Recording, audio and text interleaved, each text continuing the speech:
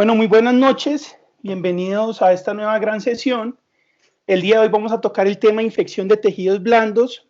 Más que hacer una revisión de tema en profundidad con respecto a este tema, vamos a tocar ciertos tópicos que son importantes para el abordaje de este tipo de pacientes en el servicio de urgencias. Y al final, pues, miraremos 3 escenarios que son bastante especiales.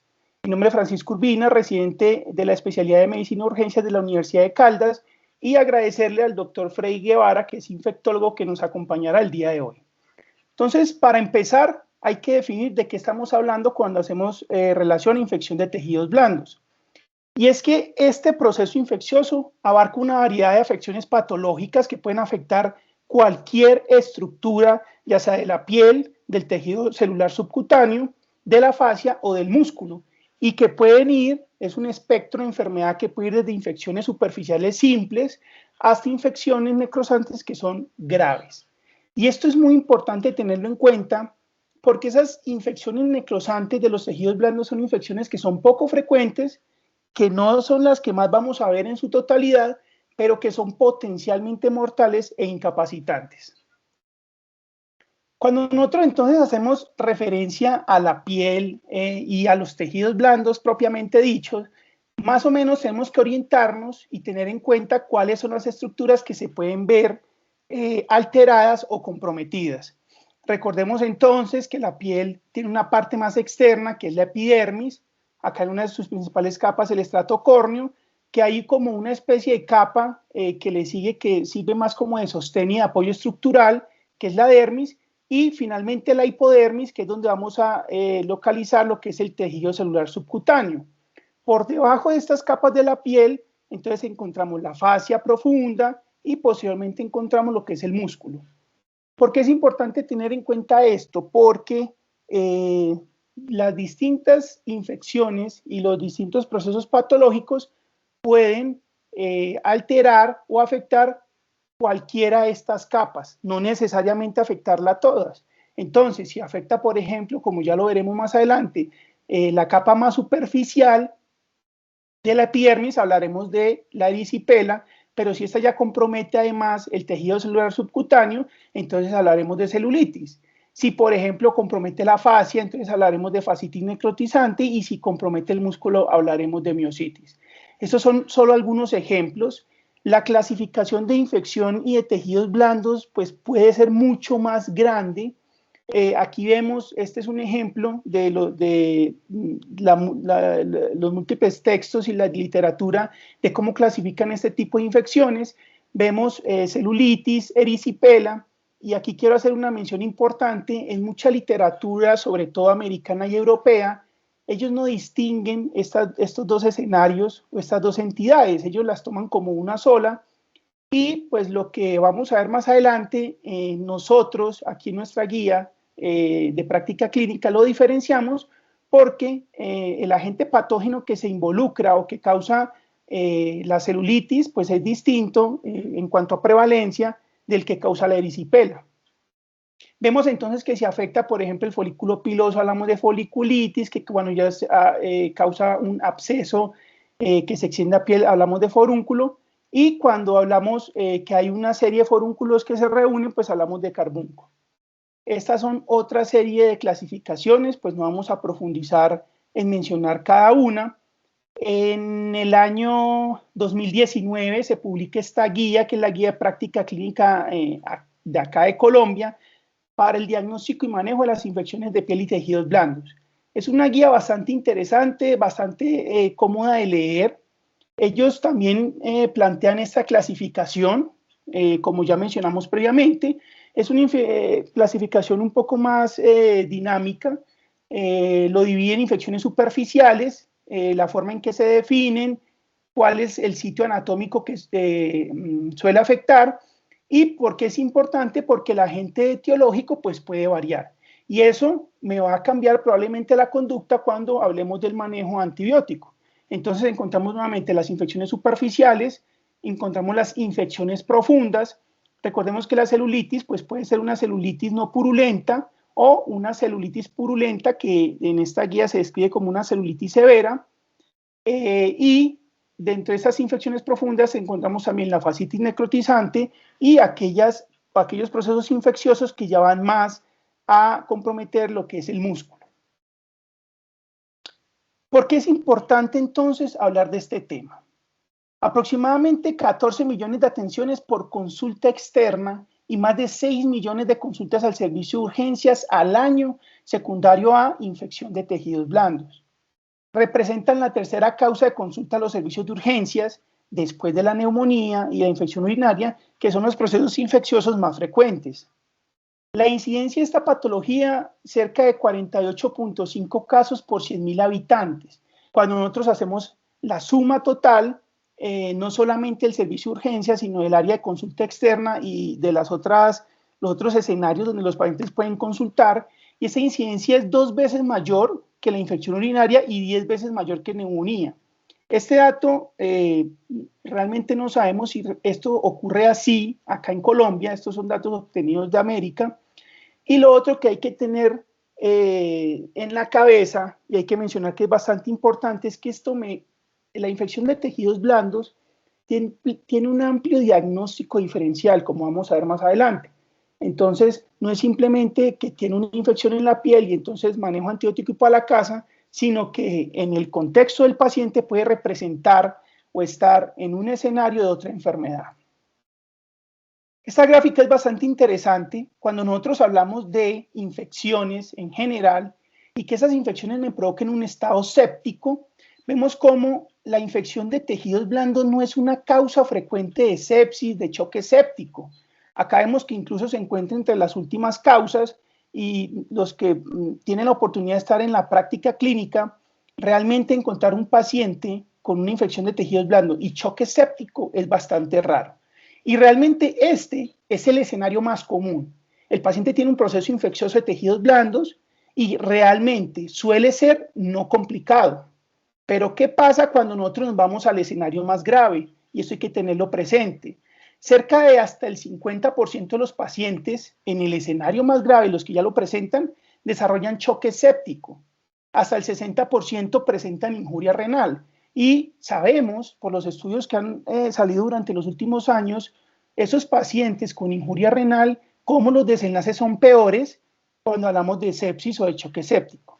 Y dependiendo de la literatura, hasta el 40% con el manejo adecuado de estos pacientes se van a morir. Y aquellos pacientes que no reciben el manejo adecuado, la mortalidad puede alcanzar hasta el 100%. Por eso esta patología es importante.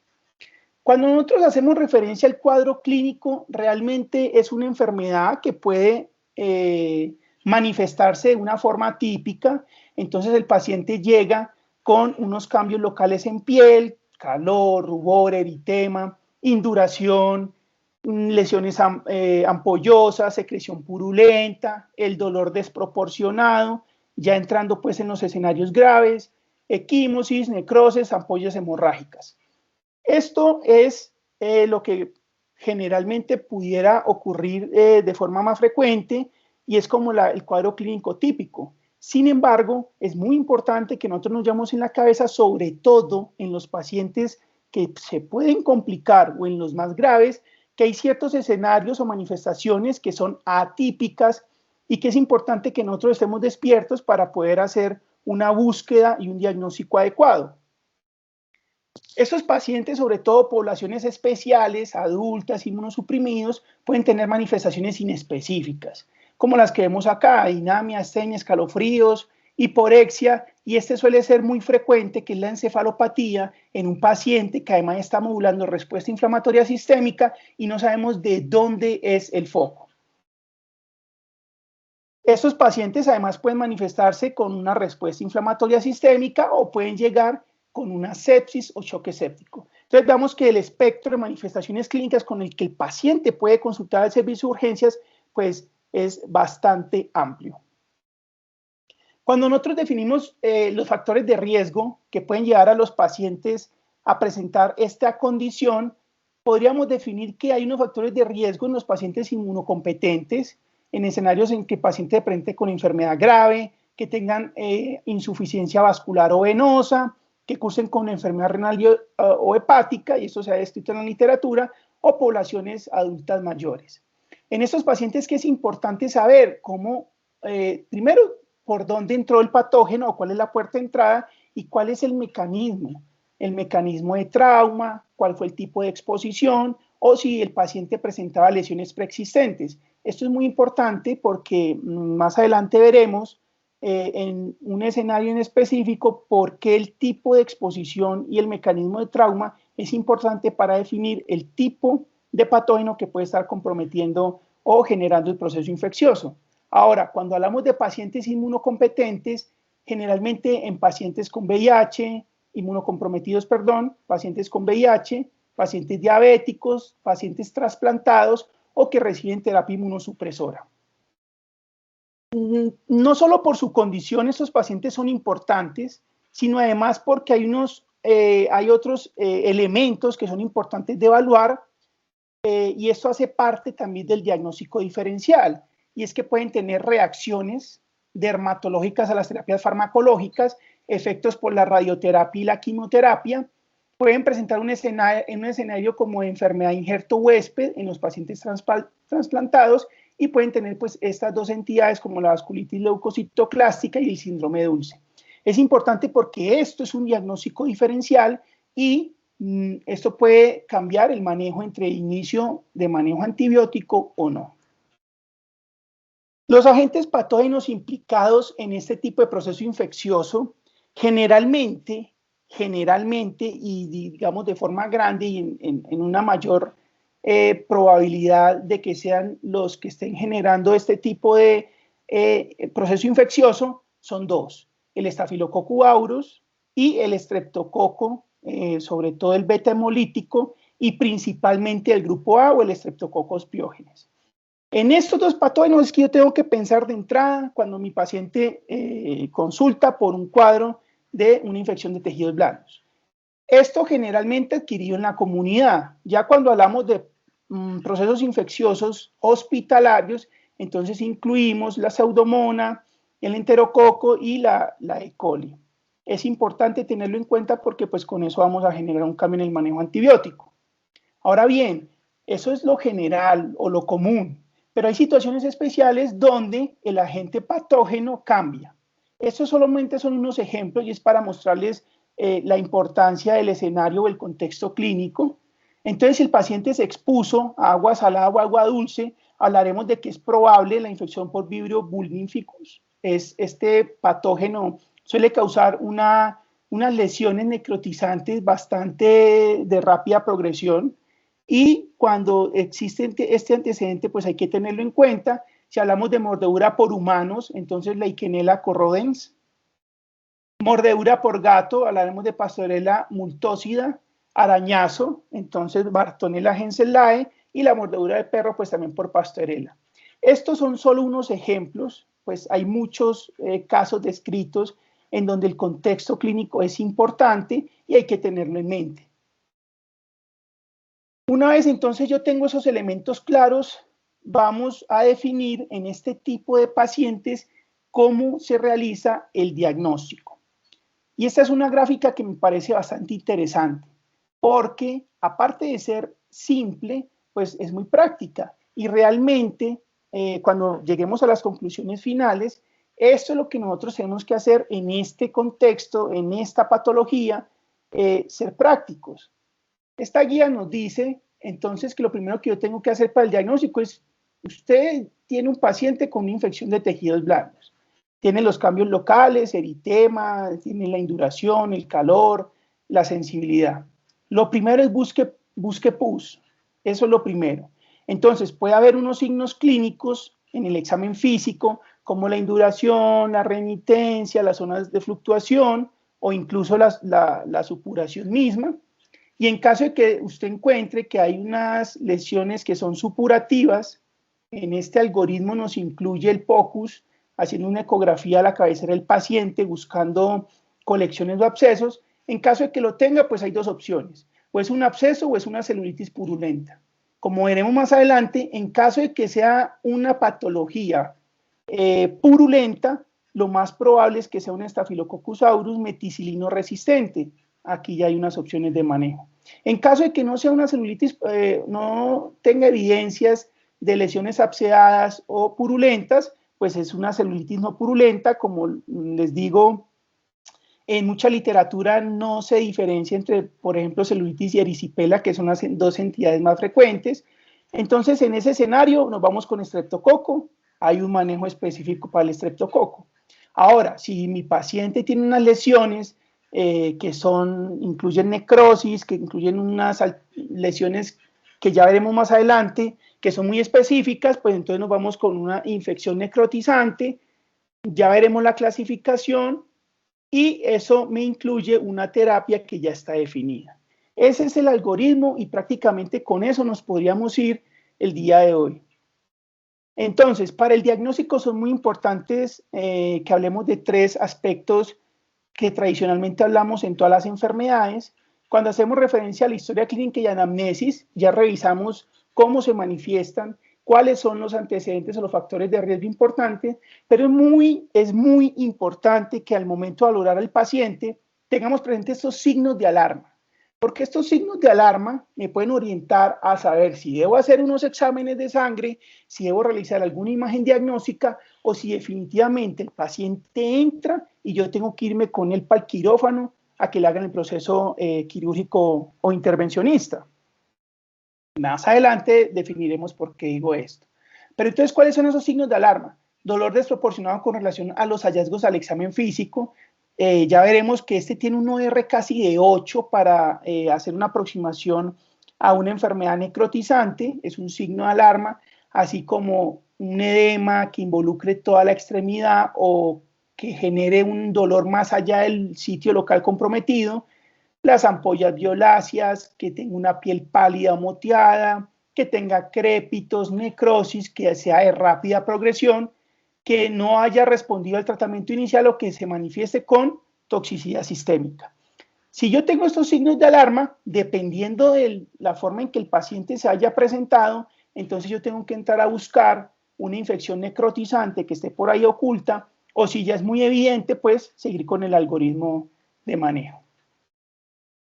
Es muy importante también entonces mencionar el diagnóstico diferencial que habíamos referido previamente. Y ese diagnóstico diferencial puede incluir causas tanto infecciosas como no infecciosas. Con relación a las infecciosas tenemos el eritema migrans, por las larvas que pueden generar unas lesiones que son parecidas a una infección de piel y tejidos blandos y que realmente requieren otro manejo. Cuando hablamos de artritis séptica o bursitis, recordemos que las infecciones de las articulaciones son una urgencia y requieren también otro tipo de manejo. Infecciones por herpes zóster o el síndrome de shock tóxico por estreptococo o estafilococo. Y cuando hablamos de el diagnóstico diferencial de enfermedades no infecciosas, pues también es una lista bastante grande.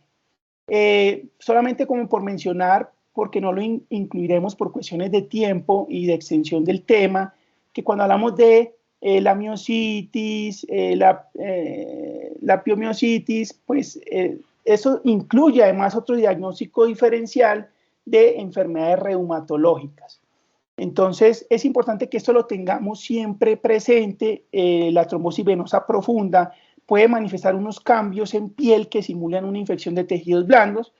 Yo creo que a muchos les ha pasado que es una trombosis venosa profunda y se enfoca inicialmente como una infección de piel y tejidos blandos y por ahí a alguien se le ocurre hacerle un Doppler venoso. Entonces, la aproximación clínica y el diagnóstico diferencial, tenerlo en mente, es bastante importante. Ahora, cuando hablamos de las imágenes, lo primero que hay que mencionar es que las imágenes no son de rutina. Ya mencionamos que lo más probable y en términos generales es que las infecciones de piel y tejidos blandos sean no complicadas. Por lo tanto, en la mayoría de los casos no voy a mandar imágenes. Y ese es uno de los mensajes más importantes que nos debemos llevar para la casa. Ahora, cuando evalúo imágenes, entonces tenemos la radiografía, que si vemos el rendimiento diagnóstico no es tan bueno. Nosotros queremos, por ejemplo, hablar gas, la especificidad aumenta y el valor predictivo positivo también. O si, por ejemplo, queremos evaluar cuerpos extraños. Posiblemente sea útil en niveles de baja complejidad donde no tengan tomografía, donde no tengan resonancia y como aproximación inicial en un paciente en que yo sospecho que pueda tener una infección necrotizante, el hecho que yo no vea gas con esta especificidad buena y ese valor predictivo positivo bueno, pues no tenerlo probablemente genere un poco de calma. Y lo otro es que pues es un recurso que si es el único que hay, pues me puede ayudar. ¿Cuál es la fortaleza de la radiografía? Cuerpos extraños o gas en tejidos blandos. Es la mayor utilidad que brinda. Ayuda a descartar otras causas, por ejemplo, de un paciente con un edema de la pierna, del brazo, para poder evaluar otras causas como fracturas u osteomielitis.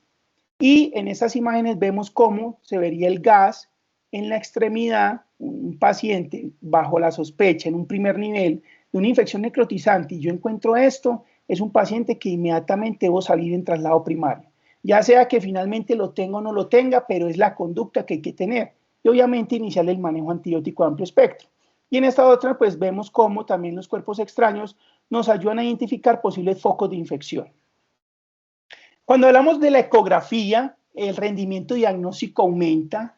Realmente muchos textos y muchos algoritmos lo incluyen dentro de la valoración inicial. Vemos que tiene un buen rendimiento diagnóstico, es de bajo costo, está disponible y además es útil para el drenaje coguiado. Ya hablaremos de si esa es la conducta que se debe realizar con los pacientes con lesiones absceadas. La mayor fortaleza de la ecografía digamos, para nosotros realizar es la detección de abscesos y colecciones líquidas. Es la mayor fortaleza. El rendimiento cuando vamos a valorar gas se puede, pero el rendimiento diagnóstico disminuye con respecto a la localización o evidencia de abscesos y colecciones líquidas. Acá vemos pues un ejemplo de una ecografía, como esa imagen hipoecoica nos ayuda en el contexto de una sospecha de una lesión absceada a diagnosticarla, incluso a definir si es una lesión que es candidata a ser drenada o no. Con relación a la tomografía, tiene un muy buen rendimiento diagnóstico, no es el gol estándar, pero adelantándome pues a una de las recomendaciones, es que si usted al final decide que el paciente amerita una imagen diagnóstica, la tomografía por cuestiones de facilidad, pues, por cuestiones de rapidez y por cuestiones de estar más disponible, sería el examen que yo tendría que realizar. Vemos cómo tiene una sensibilidad y un valor predictivo negativo bastante buenos, por lo que teóricamente una tomografía que esté normal podría generar y prácticamente descartar una conducta quirúrgica inmediata. Ya lo mencionamos, disponible rápido y además tiene una amplia cobertura anatómica. Un resultado negativo permite descartar la necesidad de una intervención quirúrgica y el uso de contraste me permite delimitar los abscesos. Aquí vemos entonces varias imágenes sobre la tomografía, me permite evidenciar cuerpos extraños, me permite evidenciar gas en el tejido, en los tejidos blandos. Acá en esta imagen del miembro inferior me permite evidenciar la localización de un absceso, tanto en la coronal como en la sagital, y además de eso, pues también me permiten evidenciar si las lesiones absceadas, pues contienen gas, que eso aumenta la probabilidad de que el paciente pueda estar cursando o vaya a cursar con una infección necrotizante. Finalmente, cuando hacemos referencia a la resonancia, pues el rendimiento diagnóstico es mucho mejor que el de la tomografía. Realmente es el gol estándar para el diagnóstico de infección de tejidos blandos, proporciona altos detalles anatómicos y me permite poder diagnosticar piomiositis, mionecrosis, realza la fascia, que es uno de los elementos más importantes que buscamos en las imágenes, y me permite evidenciar colecciones. A pesar de que es el gol estándar, por cuestiones de tiempo, por cuestiones de accesibilidad, no es una imagen que si yo estoy pensando que mi paciente tiene una infección necrotizante y que realmente el tiempo es oro, realmente la resonancia se nos cuelga por eso. Acá vemos cómo tenemos un T1 ponderado, un T2 ponderado, vemos esta hipointensidad que hace referencia a la infiltración del tejido graso en este T2 ponderado, suprimiendo la grasa. Vemos cómo hay un aumento en la cortical de la piel o en el grosor de la piel, y vemos cómo estas hiperintensidades es la infiltración del tejido graso. Y en esta imagen pues vemos lo mismo, pero vemos que estas señales no captan o no hay unas hiperintensidades en las zonas musculares, lo que respeta el músculo y pues obviamente eso puede orientar más el manejo. Ahora bien, teniendo claro la historia clínica y las imágenes, con los paraclínicos. Y aquí hay que entrar diciendo nuevamente, lo más frecuente es que las infecciones no sean complicadas. ¿Qué exámenes les vamos a pedir? Paraclínicos como reactantes de fase aguda, hemograma, la tan famosa PCR o procalcitonina, no son necesarios. Estamos hablando en la mayoría de los casos. No vamos a entrar en la que individualizar los pacientes, porque obviamente habrán pacientes donde quede la sospecha clínica y necesitamos herramientas para el diagnóstico. Pero en la mayoría de los casos no vamos a hacer hemograma, PCR, procalcitonina. Que estudios complementarios como electrolitos, función renal, función hepática, TSH, no sé qué cuento, no son necesarios. Que pruebas microbiológicas como cultivos de secreción, Gram, hemocultivos, no son necesarios. En la mayoría de los casos, infecciones no complicadas, ni necesito imágenes, ni necesito paraclínicos. Este es un ejemplo claro, este es Martín, lo vemos rosadito, consulta porque tuvo un trauma en la pierna izquierda, tiene esa lesión eritematosa, con calor, rubor, al ingreso tiene unos signos vitales que están muy bien, realmente. ¿Cuál es la conducta con ese paciente? Entonces, sin paraclínicos, la conducta es paciente que consulta por esa lesión, se ve bien, signos vitales bien, no tiene factores de riesgo, no hace parte de una población especial, el manejo es ambulatorio. Ahora bien, supongamos que le hicimos exámenes que tiene unos leucocitos en 14.300, con algo de neutrofilia, una PCR en 35. Le hicimos esos exámenes. Pero Martín se ve bien, signos vitales bien, no pertenece a ningún grupo de riesgo. ¿Cuál es la conducta con Martín y con esos exámenes? Manejo ambulatorio. Esa es la razón por la que los exámenes no están indicados en la mayoría de los casos de infecciones no complicadas y tampoco las imágenes. Es que la conducta va a ser la misma. Entonces, como punto clave, el escenario más frecuente es la infección no complicada y en ese escenario no se requieren paraclínicos, pues no cambiarán la conducta. Ahora, en quienes sí, ya lo mencionamos, que cumplan con alguno de los signos de alarma que ya vimos, en escenarios de inmunocompromiso, diabéticos, trasplantados, VIH oncológico o que reciban terapia inmunosupresora, o si yo sospecho porque encuentro el examen físico hallazgos que me sugieran que el paciente cursa con un absceso, pues se ganará la imagen, pero el hemograma no me diagnostica absceso, la PCR no me diagnostica absceso, la procalcitonina no me diagnostica absceso. Con relación a los principios del manejo en la infección de tejidos blandos, encontramos que clásicamente se ha clasificado la severidad de este proceso infeccioso en 4 grupos o 4 clases. No es un cuadro que haya que aprenderse de memoria, pero sí sigue una lógica que hay que entender. Clase 1, paciente que está febril y de apariencia saludable, como fue el caso de Martín. En este caso, ¿qué pasa? Si lo requiere, se le hace drenaje. Toda lesión que tenga pus o que sea un absceso y que sea susceptible de drenaje, hay que drenarla, eso se sabe. Eso es un dogma de la cirugía. Y si lo requiere, manejo antibiótico ambulatorio. En la clase 2, entonces, encontramos un paciente febril que luce enfermo, pero que tiene comorbilidades compensadas o estables. Este paciente se va con manejo ambulatorio, con antibiótico, ya sea oral, o si de pronto nosotros consideramos que se beneficia de terapia intravenosa, pues se irá con manejo con salud en casa.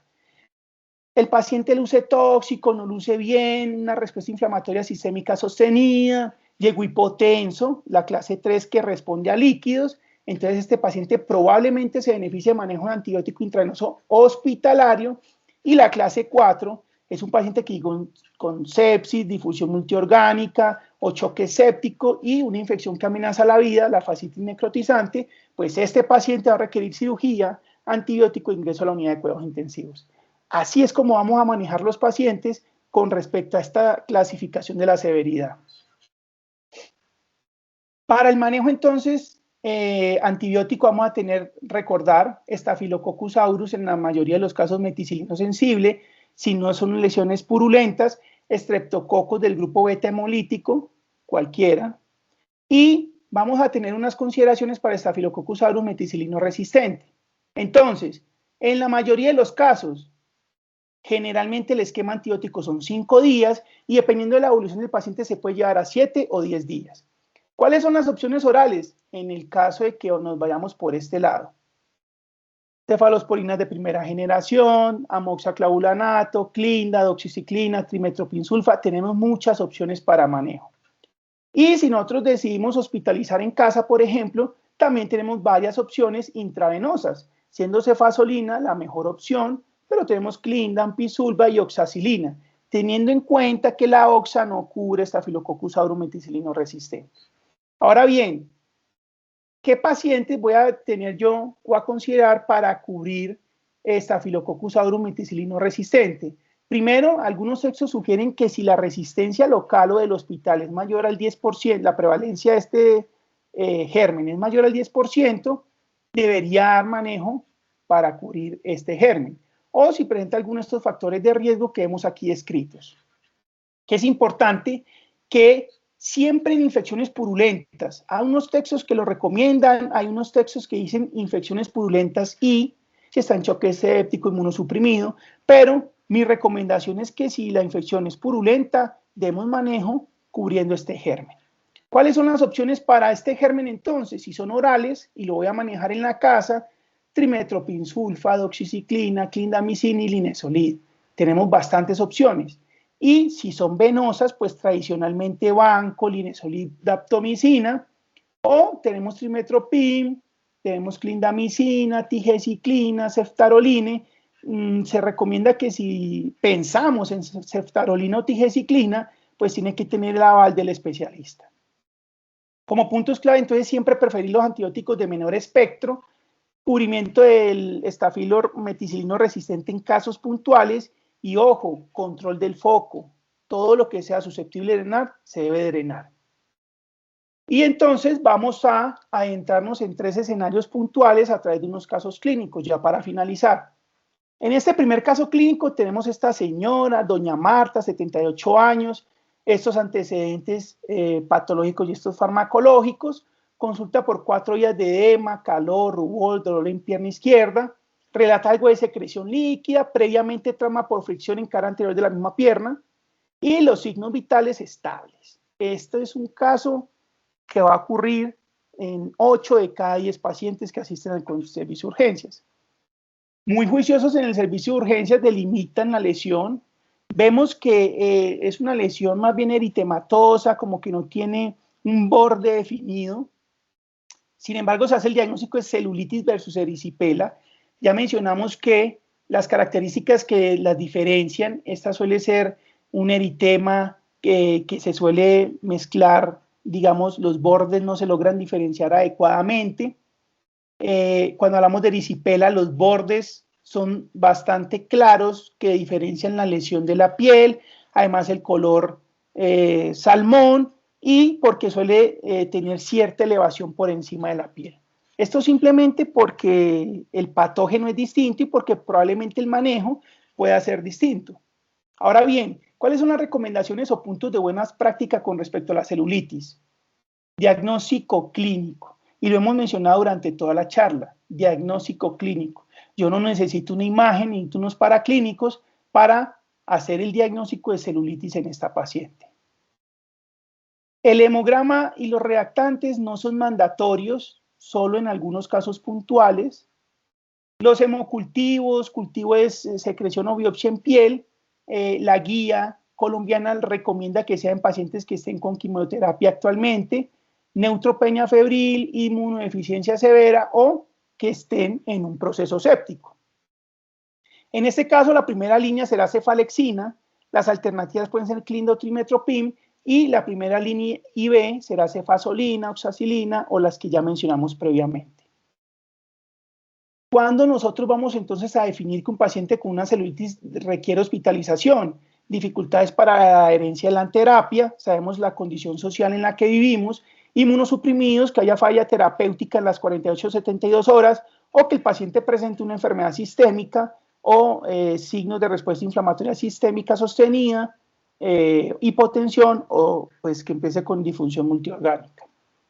A esta paciente, manejo ambulatorio con cefalexina cada 6 horas por 5 días, manejo analgésico antipirético en caso de que lo requiera, los cuidados de la piel, los signos de alarma para que los pacientes reconsulten y un seguimiento en 48 horas. Ahora tenemos el caso este masculino de 60 años, es Manuel, consulta por 7 días de aparición de pústula del muslo derecho, la cual él mismo drenó, esto es un clásico. Posteriormente cambios locales en dicha zona y de hace 3 días región indurada y dolorosa. Signos vitales, podemos decir que bien, hay como una temperatura yendo con tendencia a la elevación, pero sin fiebre. El diagnóstico en el servicio de urgencias es un absceso en muslo. Aquí vemos cómo incluso espontáneamente está drenando. En este caso, las recomendaciones y puntos de buena práctica, diagnóstico clínico. En algunos casos quedará la duda. En este que vemos en la imagen, pues no hay duda. En el caso de que haya duda o se sospeche que haya un absceso, la ecografía pues será el examen inicial. Todo absceso que sea mayor a 2 centímetros tendrá la indicación de incisión y drenaje. Y ojo con esto, esta conducta por encima de drenaje guiado por eco. En ese estudio publicado en el 2011 se evidenció que la reincidencia ocurrió en el 20% de los pacientes en los que se le realizó incisión y drenaje y en el 74% en aquellos pacientes que el drenaje fue guiado por eco. Por lo tanto, vamos a preferir esta primera conducta. El manejo antibiótico, como ya lo mencionamos, todo lo que tenga pus debe incluir cubrimiento para estafilo resistente. Entonces podemos iniciar trimestoprim sulfoclinda si decimos terapia oral, o si es venosa, pues vancomicina, lenozolid o clindamicina. Este paciente entonces se le realizó incisión con drenaje de la lesión, estuvo menos de 6 horas en el servicio de urgencias, no estuvo esperando que saliera el hemograma, la PCR, se le envió a casa con clindamicina 300 miligramos por 5 días oral, cuidados de la herida, signos de alarma y seguimiento en 72 horas. Ahora bien, llegamos al último escenario, este es el caso de don Alfonso. Ya de entrada vemos que el paciente viene con algo que puede ser algo complicado. Uno solo lo ve y lo sabe. Ingresa con esos signos vitales, hipotenso, está hipoperfundido, taquicárdico, taquineico, desaturado y además de eso febril. Y nos encontramos con esta lesión, que pues todos sabemos que va a terminar en esto. Este escenario, para usted determinar la gravedad, si hablamos de infección de tejidos blandos, con estos signos vitales y con estas características de lesión en la piel, ¿usted qué examen necesita para saber la gravedad y el diagnóstico de este paciente? Ninguno. Este paciente debe ser valorado de forma inmediata por cirugía general. Usted debe realizar la reanimación inmediata con ese paciente y colocarle los antibióticos que necesita ese paciente, porque este escenario es muy claro y ponernos a pedirle ayudas diagnósticas con paraclínicos o imágenes para confirmar lo que de entrada es evidente puede retrasar la terapia que le va a servir a este paciente. Entonces hablamos de las famosísimas infecciones necrosantes de los tejidos blandos. Esta es la diapositiva con la que inicio este último escenario, es que el diagnóstico es clínico. Habrán escenarios que tengan la duda, pero generalmente estos pacientes con infección necrosante, el diagnóstico es clínico. No hay que perder tiempo tomando exámenes o imágenes y el manejo se tiene que iniciar de forma inmediata. Esto básicamente, esta infección ocurre porque hay un rápido crecimiento en los tejidos de la bacteria, esto causa una inflamación en los vasos que genera unos microtrombos y por esos microtrombos se genera isquemia y necrosis y eso genera que aumente la isquemia y aumente la carga bacteriana y genera un círculo vicioso que por eso requiere el manejo oportuno y rápido en estos pacientes. Las infecciones necrosantes tienen esta clasificación, es un clásico de preguntas en ronda de infectología y tiene esta clasificación una importancia. Si vemos el tipo 1, ocurre en el 70-80% de los casos y suele ser una infección polimicrobiana. Eso incluye anaerobios y gram negativos. El manejo debe ser dirigido a gram negativos, gram positivos, que incluye a estafilo resistente y anaerobios. Y es importante porque es el escenario más indolente, el de mejor pronóstico, afortunadamente, y de fácil reconocimiento. La mortalidad va a depender de las patologías de base y, digamos, las terapias con las que se aborde de forma inmediata. El tipo 2, que es entre el 20 a 30%, suele ser monomicrobiano, suele ser generado sobre todo por toxinas de estreptococo y este manejo debe incluir, aparte de lo ya mencionado, clindamicina.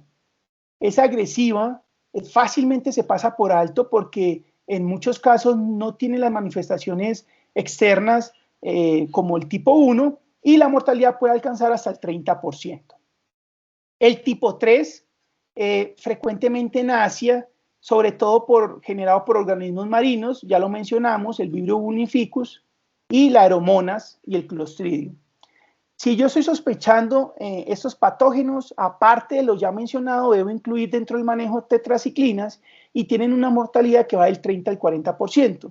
Y finalmente el tipo 4, que ya nos habla pues ya de infecciones más oportunistas, aquí incluimos los hongos, acá al manejo, que ya previamente mencionados le tenemos que agregar un antifúngico y esos alcanzan una mortalidad que suele estar por encima del 50%. Esta es una forma de clasificar las infecciones necrosantes. Hay otras dependiendo de la localización, por ejemplo, la gangrena de Fournier en la región perianal, la angina de Ludin, si hablamos del piso de la boca, o los pacientes con pie diabético. Y podemos hablar de celulitis necrotizante, fascitis, si ya compromete la fascia, o mionecrosis si compromete el músculo. Para el diagnóstico, entonces, nada reemplaza el manejo temprano, eso es lo más importante. El dolor desproporcionado, ya lo mencionamos, un OR casi de 8. Los paraclínicos aportan poco o nada cuando la sospecha clínica es alta y en caso de que haya duda y yo requiera exámenes para poder hacer la aproximación al paciente con infección necrotizante, se ha visto que el sodio por debajo de 135 y el lactato mayor a 6 son predictores independientes de mortalidad y vemos que estos dos elementos se incluyen en el famosísimo score de el RINEC, que evalúa 6 ítems y que a partir de la evaluación de estos ítems y un punto de corte de 6 puntos, teóricamente yo debo o solicitar una imagen para confirmar el diagnóstico o una valoración por cirugía general. Con esto hay que tener bastante cuidado. En un escenario donde yo estoy sospechando, la clínica no es evidente, una infección necrotizante me puede ayudar, sobre todo si el puntaje es mayor a 6. Pero hay que tener mucho cuidado con este score. Este fue un estudio que salió en el 2018 que quería evaluar el rendimiento diagnóstico del RINEC y vemos cómo la sensibilidad es muy baja. Y a medida que yo eleve el score, aumente el punto de corte, la sensibilidad cae. ¿Qué significa esto?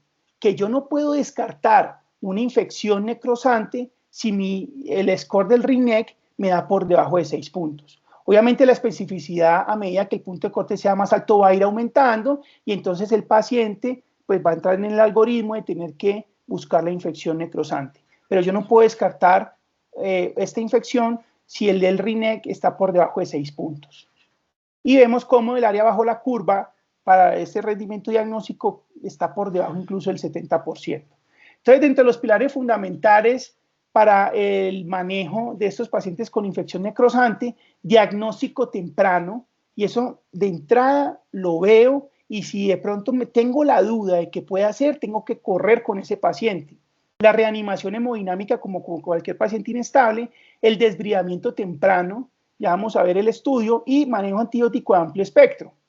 Con respecto al manejo temprano, este estudio salió en el 2020, metaanálisis, y quería determinar el momento óptimo para que el paciente fuera llevado a cirugía. Antes de este había salido un metaanálisis que había fijado un punto de corte de 12 horas, que a los pacientes había una reducción de mortalidad si eran llevados a cirugía antes de 12 horas. Este estudio quería validar eso e incluso se atrevió a mirar un punto de corte de 6 horas. y el resultado, pues, llamativamente y sorpresivo, encontró que si los pacientes se operaban antes de 6 horas, había una reducción de la mortalidad y pasaba del 32% al 19%. Y vemos cómo esas diferencias eran estadísticamente significativas, incluso, pues si no se puede en 6 horas, pudiera ser llevado antes de 12 horas, sigue habiendo una diferencia estadísticamente significativa, pero cuando los pacientes son llevados después de 24 horas, la mortalidad no cambia. Este gráfico menciona, aparte de, digamos, algunas críticas con relación al diagnóstico y algunas terapias, la resonancia magnética, como ya lo mencionamos, se nos queda corta por el tiempo, la biopsia congelada, pues no tiene validación y tiene bajo rendimiento diagnóstico. Lo que le mencioné del score del RINEC para diagnóstico, muy baja sensibilidad, por lo tanto no puede descartarse la enfermedad.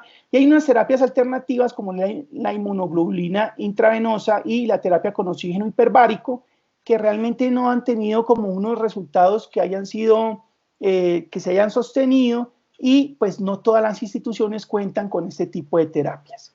Entonces, como puntos de buena práctica para la fascitis necrotizante, todo paciente inestable del ABCDE que tradicionalmente conocemos, diagnóstico clínico en la mayoría de los casos y con la sospecha clínica, ojo, iniciamos manejo. No, los paraclínicos y las imágenes no deben retrasar el manejo quirúrgico. No utilice el RINEC para descartar la enfermedad en un contexto donde la estoy sospechando. Esto tiene que ir en conjunto con la imagen diagnóstica. Cultivos y hemocultivos en este escenario de paciente séptico están indicados y para poder dirigir y escalonar la terapia en caso de que lo requiera.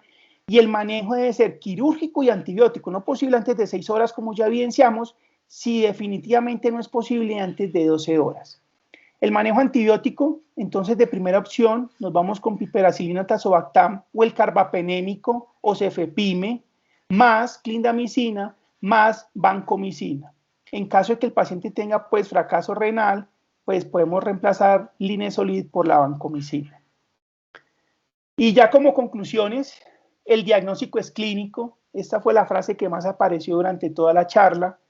Hay que familiarizarnos con el espectro de la enfermedad más leve.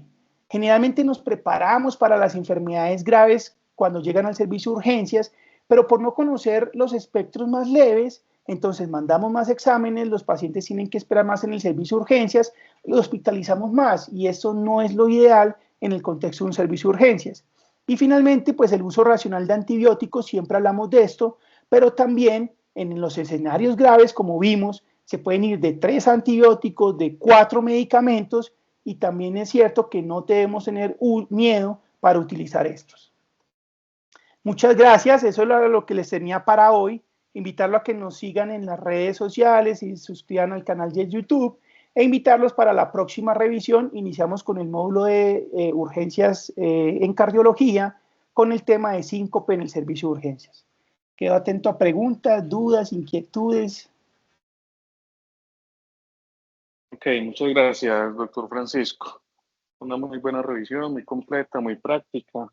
Yo creo que aprovechamos a que se encuentra con nosotros el doctor Freddy Guevara para que nos dé pues, los aportes correspondientes a aquel tema netamente de infecciones. Doctor Guevara, adelante. Hola, buenas noches a todos. Muchas gracias por la invitación. No, usted hizo una muy buena revisión, Pacho. Yo creo que abordó todos los temas, lo hizo de una forma bastante práctica, como debe ser el manejo en urgencias. Me queda poco por aportar. De pronto, un par de cosas puede ser con respecto a el rendimiento diagnóstico del L-RINEAC en esos casos de enfermedad necrotizante, como usted lo comentaba. Es controversial, ¿no? Para algunos tipos de fascitis necrosante sirve, pero sobre todo está hecho para la tipo 1. Para eso es que se validó. Cuando vemos las fascitis necrosantes tipo 2, 3, las de Vibrio vulnificus y otros, el rendimiento del L-RINEC no es tan bueno. Entonces, tener en cuenta que es controversial, que en algunos casos sirve, pero que al final siempre su probabilidad clínica va a estar por encima de todo. Y que dependiendo de las condiciones que usted comentaba, del momento, el mecanismo de trauma del sitio, si fue en agua salada, si fue en agua dulce u otros, eso puede ayudar también a determinar cuál agente etiológico usted cree que tenga y asimismo cuál va a ser el manejo antibiótico que se le puede colocar. Una cosa. Segundo, Con respecto al manejo antibiótico, en el servicio de urgencias, usted lo abordó bien, pero solamente como por dejar una claridad es, usted siempre debe establecer cuál es el riesgo de gérmenes. Ustedes aquí cuando están aprenden que se debe no aprender la receta y entregar la respuesta rápida que ponerle, sino entender qué quiero tratar en ese paciente.